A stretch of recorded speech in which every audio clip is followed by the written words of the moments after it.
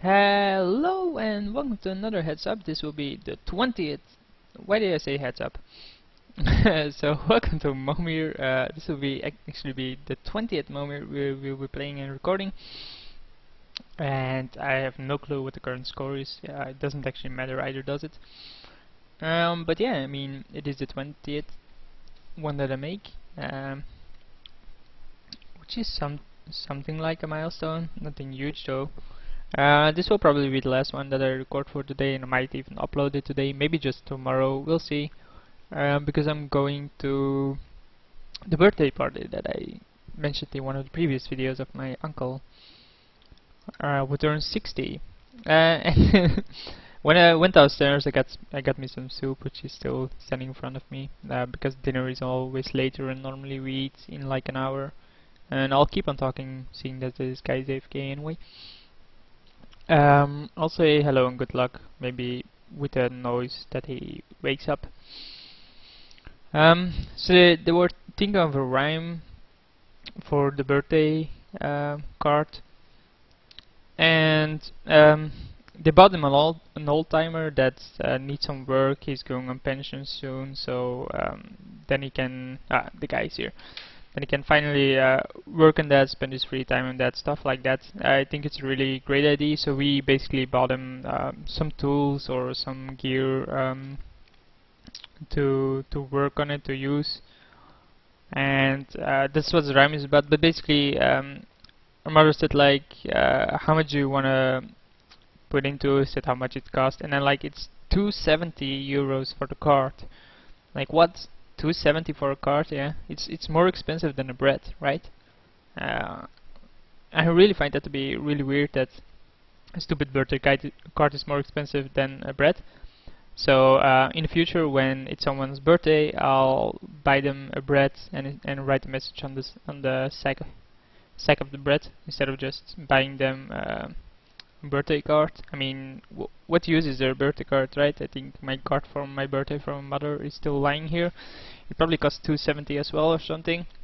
I mean, what am I gonna do with this? I can't eat it. I can burn it, but it doesn't burn for long. It has a stupid flame because it's full of ink.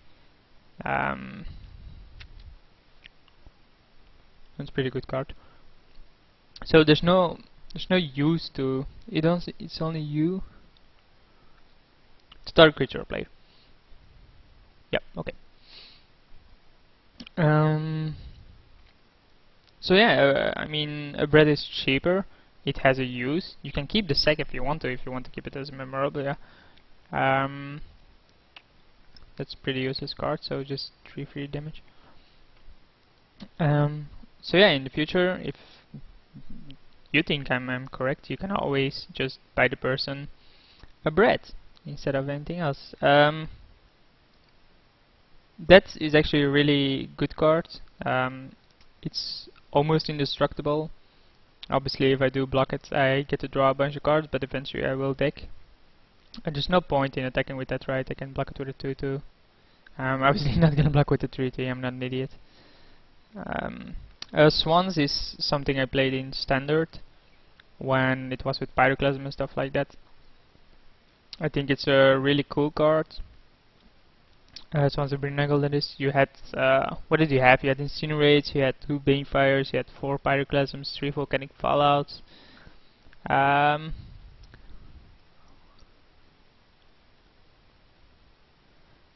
Can block only creatures with flame. Okay.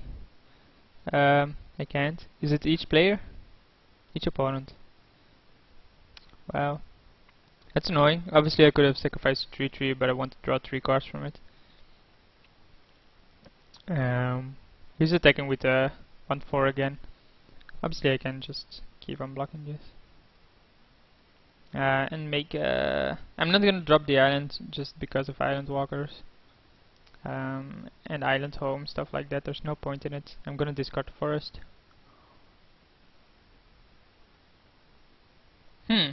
That's pretty good. Basically when he dies I can kill something else from him. This can trade there, and this will then eventually trade with the swans, I guess.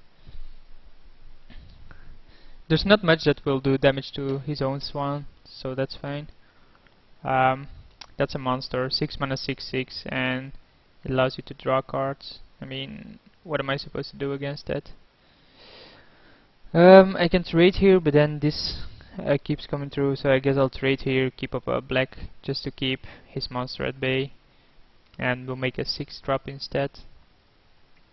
Gotta keep in mind to keep a swamp open then, and discard the islands because it's useless. That's fine, I guess. What does the hitback do to me? A bunch of damage though. It does 4, 10, 12 damage, so I fall down to 7. But then when he does that, I can hit him again for 11 or something, or whatever I want to do. And if I do get a haste, he dies. Obviously, if I knew this would have come, I wouldn't have kept open this. But and let me get some soup before it gets cold. You can probably hear me because my mouth is obviously close to my microphone. I'm using a headset in general, so there's nothing special about that. So yeah, he did make it an 8/8. Obviously, the Tether Drake will keep it at bay until the end of times. But the swans will kill me in a few turns, so I have to find a way out there. Out of this, at least. I'll put it like that.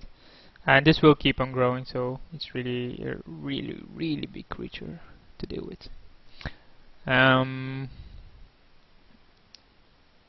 think it's fine for him to draw for ground cards. Obviously, he is ahead, and I need to find solutions.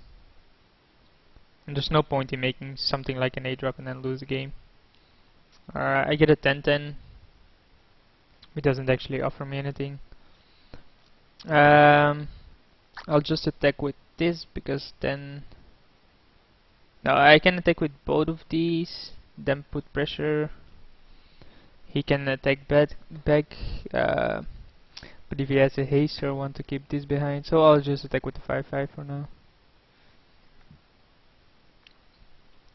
Sadly enough, I didn't get a flyer to block the swans. Obviously, wanting to draw the cards here is pretty good for me, but I have to block this, fall down to 3, and then hope to get somewhere. Yeah, he will attack first, obviously. Basically, you attack first when you do have the fort advantage, and normally you don't always want to use 8-drops even, because they're not that great. Because they can screw you over. Like the Leviathan that does something that bounces all your own creatures. Instead, he gets a Terrastodon. Yeah, he kills 3 of my lands, but I think that's really bad of him, because he's gonna take lethal from this, isn't he? If I attack with everything, right, he can block the 10/10, can block the 5/5, and he can block this, but he takes 11. Oh, I see. He takes 8. It's still lethal. So I think he messed up. I mean, look at this. So let's say he blocks this, he blocks this, he blocks this. Like those are 3 biggest, and then sacrifice this for this. It's still 8 damage. It's always lethal. I don't see why he did that. Why doesn't he think it through? Right? I mean, he had the game. He just shouldn't have messed up. So he chooses to play first. Obviously, for our 28th episode, this has to be a win. So I don't mind.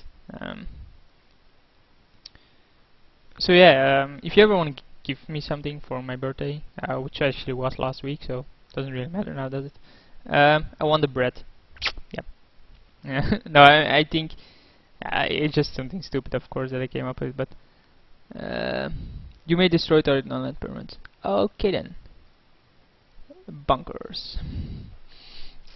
It's just removal that I will keep on for later in the game. Maybe I can deal damage myself somehow. Under your control, on tap, you may tap turret. That's a really good card because it's also some form of removal. I'll offer the trade. I know this seems odd, but I think taking the trade here is fine. So yeah, I will kill it.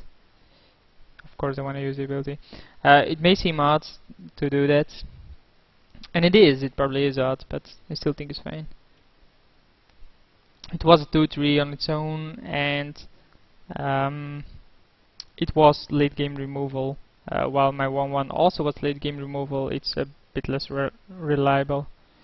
Yeah, this isn't that great. Obviously, it was a card with the Project X deck, which I liked playing. It was such a fun deck to play. But yeah, on the breathing, I mean, I don't see why it doesn't make sense, right? Obviously, you can't mail it. That's a big issue. That's also another form of removal. So that's a big issue. You can't mail it, but that's not like something that's the end of everything. So just another 2/2, so we'll get another 2 damage here. We will create a 5-drop first in case we get the dragon again. The dragon! Instead we get Depthland for mana. Yeah. So he gets the first activation of that, but then I'll be making 12 drops. As will he, and I have a 7/5, so that's pretty cool. Wow. I mean, the downside, of course, is that he gets to do it first. But this changes the game so much.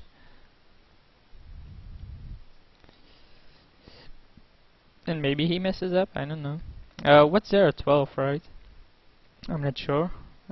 There are some bad things, there are some really good things apparently. Annihilator 2, obviously nuts. Oh, you have to do this? Okay. That's why he did that as well. We can make a 10 drop, but I mean, making a 12 drop, there's no downside to it, unless you get something really shitty. And we get Trample, Infect, Indestructible. That reshuffles, obviously it's better than his 11/11 because mine has lethal written all over it, and his doesn't. Obviously I have to sacrifice 2 things, where I can sacrifice this, assuming he doesn't make an insane drop here. He's gonna make another 12 drop apparently. Seems odd. Why wouldn't you make a 14? I don't know, by the way. Maybe there's nothing at 14 that's good. He gets a second that betrays. Wow. So yeah, I don't think attacking there is really good for him. So I get to kill this. Okay. Yes.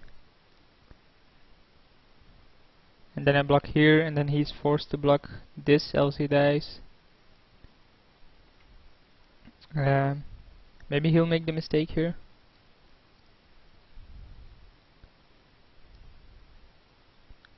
So he has to block this, he takes 7. I'll make another 12, I have no clue what's there. Well, almost clicked OK by the way. That would be horrendous.